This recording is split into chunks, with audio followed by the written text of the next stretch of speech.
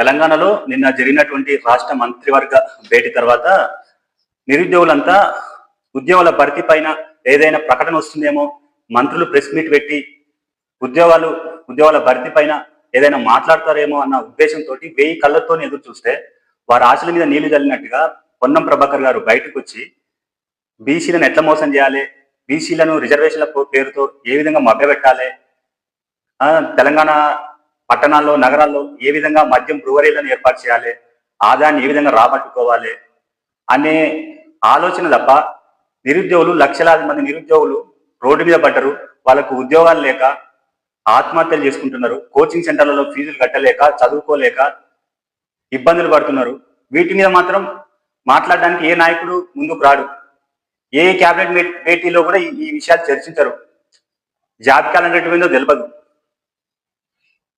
కనీసం ఈరోజు మీరు అధికారంలోకి వచ్చిరంటే దానికి ప్రధాన కారణం ఈ నిరుద్యోగులే లేకపోతే ఇంకా 10 ఏళ్ళు అయినా కూడా మీకు అధికారం రాకపోవు. గత 10 ఏళ్ళు పరిపాలించినటువంటి బీఆర్ఎస్ పార్టీలో అనుకున్నన్ని ఉద్యోగాలు రాకపోయినా వచ్చినాయి కొన్ని.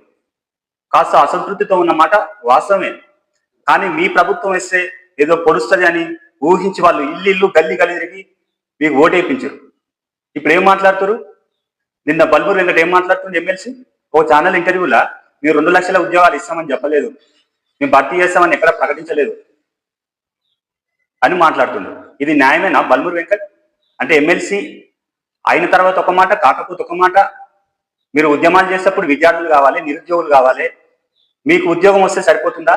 మీకు ఉద్యోగం వస్తే నిరుద్యోగులందరికీ ఉద్యోగాలు వచ్చినట్టేనా? అధికారంలో ఉన్నప్పుడు ఒక మాట, ప్రతిపక్షంలో ఉన్నప్పుడు ఒక మాట మాట్లాడడం సరైన పద్ధతేనా? మీకు పొద్దున్న లేస్తే సీఎం గారు అందుబాటులో ఉంటారు. చిన్న వయసులోనే ఎమ్మెల్సీ అయిన విద్యార్థుల సమస్యలు, నిరుద్యోగుల సమస్యలు ప్రస్తావించే అవకాశం నీకుంది.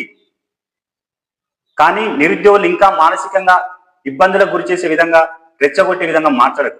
నిన్న ఎమ్మెల్సీ దయాకర్ గారు నిన్న అక్కడ చిక్కడపల్లి లైబ్రరీలో కొన్ని నిరుద్యోగులతో ఏదో చర్చ ఏదో పెట్టిండు. ఆయన అదంకి దయాకర్ అన్న, నేను ఒకటే అడుగుతున్నాను, నేను నీకు నిరుద్యోగుల సమస్యలు తెలవా అన్న? నువ్వు ఎన్నో ఏళ్ళుగా ఉద్యమాలు ఉన్నావు, రైతు ఉద్యమాలు చేసినావు, నిరుద్యోగుల పట్ల ఉద్యమాలు చేసినావు, తెలంగాణ ఉద్యమం చేసినావు. అంటే నువ్వు ఈ నిరుద్యోగుల దగ్గరికి వచ్చి వాళ్ళ బాధలు వింటే తప్ప నీకు తెలియవా అన్న? నువ్వు చూస్తలేవు అన్న? నిరుద్యోగుల సమస్యలు ఎందుకు తెలియదన్న? G.O. 29 తెలియదన్న? గ్రూప్స్ ఎగ్జామ్స్ వాయిదాలు పరీక్షలు పెట్టి ఏం చేసిరో తెలియదన్న? 2 లక్షల ఉద్యోగాల గురించి మీకు తెలియదన్న? సిలబస్ కమిటీ చేసి అది ఎక్కడ పోయిందన్న? ఎందుకన్నా ఈ కాలయాపన చేసి నిరుద్యోగులు ఇంకా మోసం చేసే ప్రయత్నాలు చేస్తారు? పొద్దున్న లేస్తే సీఎం తోటే ఉంటావు నువ్వు కూడా.